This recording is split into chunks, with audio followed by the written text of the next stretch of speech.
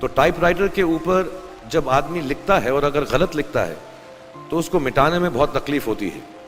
So you have to be very diligent, बहुत ध्यान से लिखना पड़ता है। हम गलती नहीं कर सकते।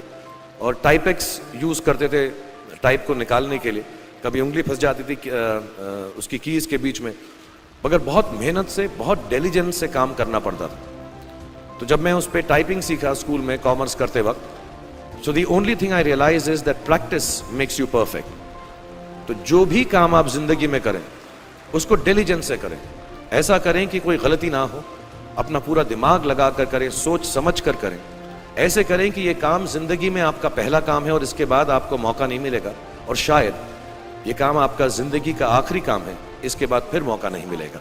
So do it with that kind of diligence.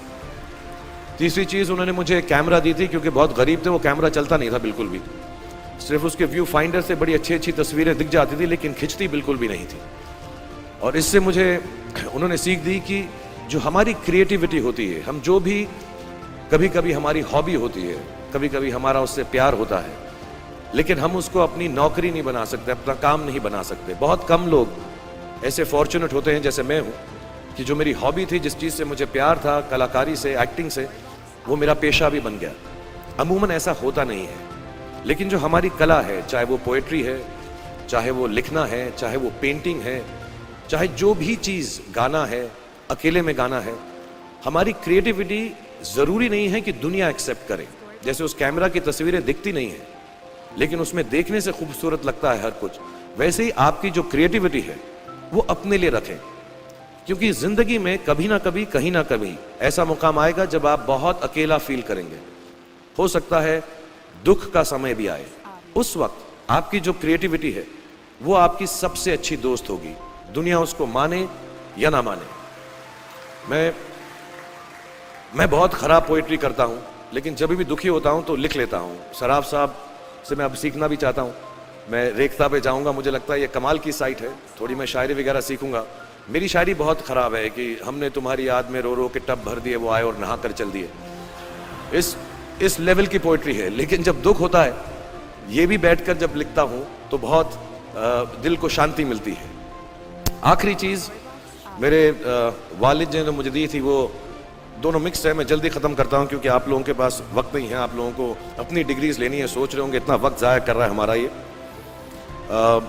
तो मैं जल्दी से बताता हूँ। एक, उन्होंने मुझे कहा एक सेंस ऑफ ह्यूमर हमेशा रखना, ज़िंदगी में हंसते हमेशा रहना, एक चाइल्ड लाइक इनोसेंस ज़रूर रखना। जैसे एक छोटे बच्चे की जो एक इनोसेंस होती है, जो उसका दुनिया की तरफ जो नज़रिया होता है बड़ा इनोसेंट सा होता है, उसमें कोई खामी नहीं होती, गलती नहीं होती, अभी दुनियावी बातें नहीं आई होती, तो वैसे ही रखना। कई बार बचपन में मैंने जब बदतमीज़ी की या कोई गलत काम किया तो उन्होंने सेंस ऑफ ह्यूमर से मुझे बचाया। और ज़िंदगी भर अगर आप अपने ऊपर, अपने हाल पे, दुनिया पे, क्योंकि लोग आपसे हर कोई बात कहेंगे, अच्छी बात भी कहेंगे, बुरी बात भी कहेंगे, क्योंकि लोगों का काम है कहना। अगर आप उसको एक सेंस ऑफ ह्यूमर से देख सकेंगे तो ज़िंदगी जो है बहुत बेहतर रहेगी। And last not the least, what my father gave me, what my mother gave me and what your parents have given you. आपके जो पेरेंट्स हैं, जो आपको दिया है, वो सबसे बड़ी गिफ्ट है, गिफ्ट ऑफ लाइफ। ज़िंदगी की जो ज़िंदगी एक खुद ही सबसे बड़ा तोहफा है हमारी ज़िंदगी, और उसको वैसे ही ट्रीट कीजिए। ज़िंदगी के अंदर जो भी मुकाम आए, जैसी भी चीज़ें हों, अच्छा हो, बुरा हो, कभी अंधेरा हो, कभी उजाला हो, हर चीज़ को रिस्पेक्ट कीजिए और ज़िंदगी में ग्रेस रखिए हर इंसान की तरफ।